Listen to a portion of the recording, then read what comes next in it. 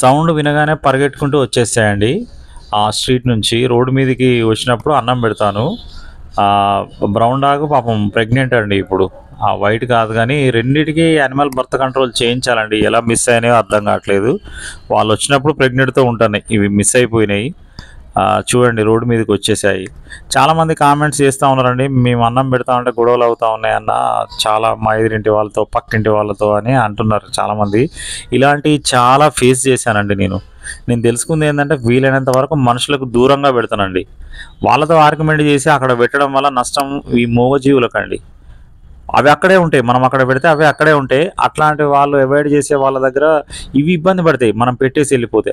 అందుకే నేను కాస్త దూరంగానే పెడతా అండి. అంటే నాకు ఈ 10 ఇయర్స్ ఎక్స్పీరియన్స్లో నేను తెలుసుకుంది అదే. వీలైనంత వరకు కొంచెం దూరం ప్లేస్, మనుషులకు దూరంగా తీసుకుపోయి పెట్టడం అలవాటు చేసుకున్నానండి. ఎందుకంటే అందరితో చెప్పించుకొని విసిగిపోయి ఉన్నానండి నేను టోటల్గా.